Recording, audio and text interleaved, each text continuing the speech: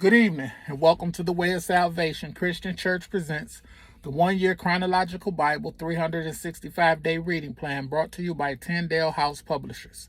I am Minister Jewett Peterson, and today is November the 9th. Today is February the 9th, 2024. I'm thinking about my birthday month. February 9th, 2024, and it is 11:53 p.m. We are in the evening of the sixth day of the week, preparation day, a day before Sabbath. And today we'll be reading day 144 of our plan. And day 144 consists of 1 Kings chapter 8, verses 54 through 66, 2 Chronicles chapter 7, verses 1 through 10, 1 Kings chapter 9, verses 1 through 9, 2 Chronicles chapter 7, verses 11 through 22, and 1 Kings chapter 9, verses 10 through 14. And we'll be reading from the New Living Translation of the Bible. And to start it off, we'll be starting with 1 Kings chapter 8, starting at verse 54. When Solomon finished making these prayers and petitions to the Lord, he stood up in front of the altar of the Lord where he had been kneeling with his hands raised toward heaven. He stood and in a loud voice blessed the entire congregation of Israel. Praise the Lord who has given rest to his people Israel, just as he promised. Not one word has failed of all the wonderful promises he gave through his servant Moses. May the Lord our God be with us as he was with our ancestors. May he never leave us or abandon us. May he give us the desire to do his will in everything and to obey all the commands, decrees, and regulations that he gave our ancestors. And may these words that I have prayed in the presence of the Lord be before him constantly, day and night, so that the Lord our God may give justice to me and to his people Israel, according to each day's needs. Then people all over the earth will know that the Lord alone is God and there is no other. And may you be completely faithful to the Lord our God. May you always obey his decrees and commands, just as you are doing today. Then the king and all Israel with him offered sacrifices to the Lord. Solomon offered to the Lord a peace offering of 22,000 cattle and 120,000 sheep and goats. And so the king and all the people of Israel dedicated the temple of the Lord. That same day, the king consecrated the central area of the courtyard in front of the Lord's temple. He offered burnt offerings, grain offerings, and the fat of peace offerings there, because the bronze altar in the Lord's presence was too small to hold all the burnt offerings, grain offerings, and the fat of the peace offerings. Then Solomon and all Israel celebrated the festival of shelters in the presence of the Lord our God. A large congregation had gathered from as far away as Lebo-Hamath in the north and the brook of Egypt in the south. The celebration went on for 14 days in all, 7 days for the dedication of the altar and 7 days for the festival of shelters. After the festival was over, Solomon sent the people home. They blessed the king and went to their homes, joyful and glad, because the Lord had been good to his servant David and to his people Israel. Next section will be 2 Chronicles chapter 7, starting at verse 1. When Solomon finished praying, fire flashed down from heaven and burned up the burnt offerings and sacrifices, and the glorious presence of the Lord filled the temple. The priests could not enter the temple of the Lord because the glorious presence of the Lord filled it. When all the people of Israel saw the fire coming down and the glorious presence of the Lord filling the temple, they fell face down on the ground and worshipped and praised the Lord, saying, "He is good, his faithful love endures forever." Then the king and all the people offered sacrifices to the Lord. King Solomon offered a sacrifice of 22,000 cattle and 120,000 sheep and goats. And so the king and all the people dedicated the temple of God.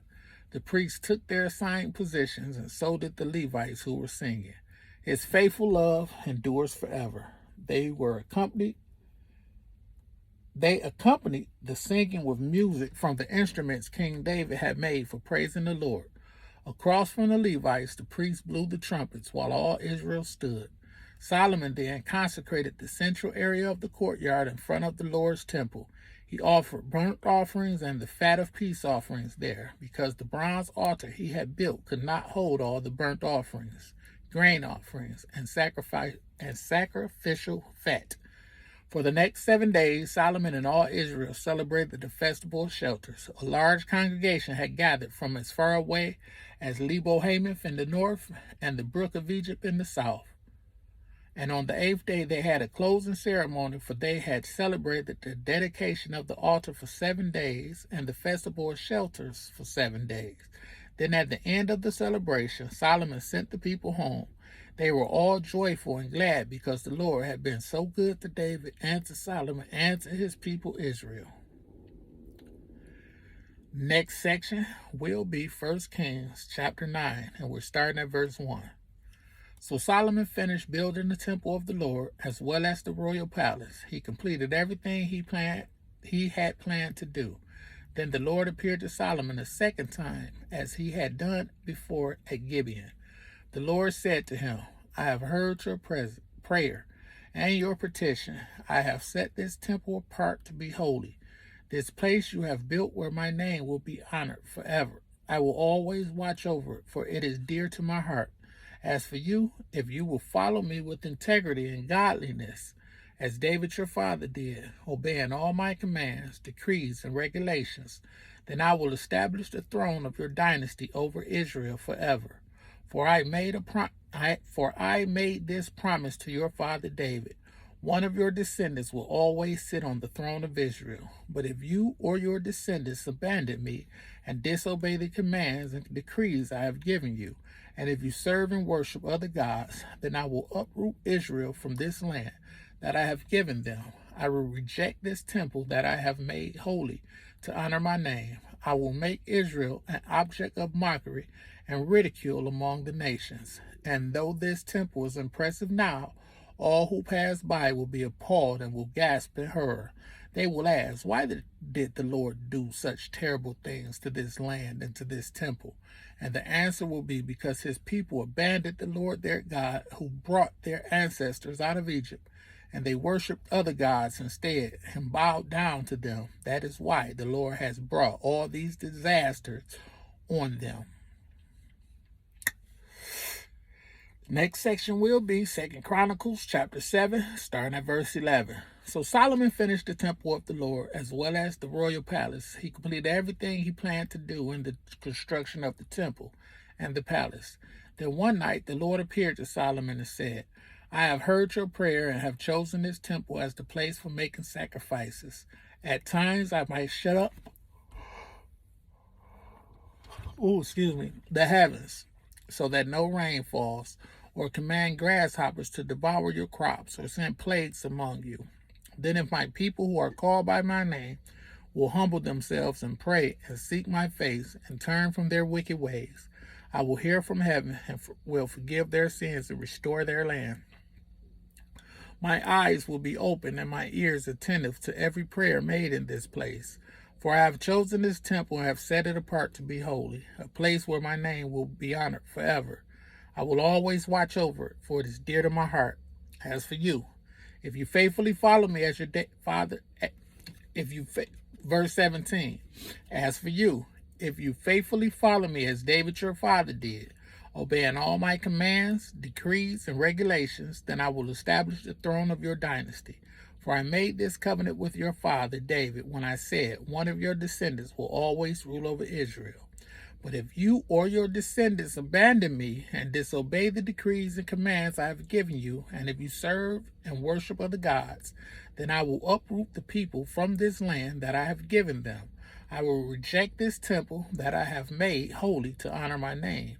I will make it an object of mockery and ridicule among the nations. And though this temple is impressive now, all who pass by will be appalled. They will ask, why did the Lord do such terrible things to this land and to this temple?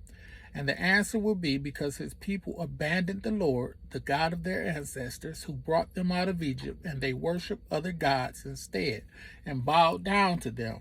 That is why he has brought all these disasters on them. And the next section will be 1 Kings chapter 9, starting at verse 10. It took Solomon 20 years to build the Lord's temple and his own royal palace. At the end of that time, he gave 20 towns of the land of Galilee to King Hiram of Tyre. See, Hiram had previously provided all the cedar and cypress, timber, and gold that Solomon had requested. But when Hiram came from Tyre to see the town Solomon had given him, he was not pleased at all with them. "What kind of towns are these, my brother?" he asked. So Hiram called that area Kabul, which means worthless, as it is still known today. Nevertheless, Hiram paid Solomon 9,000 pounds of gold. Wow. I never noticed that before. May the Lord have a rich and beautiful... I just want to say, I don't understand why did he not like the land and he still paid him. I wonder if it's going to come up again. I never noticed that before. May the Lord add a rich and bountiful blessing to the reading and hearing and doing of his word. Be blessed. And remember, the doing is the most important. See you next time.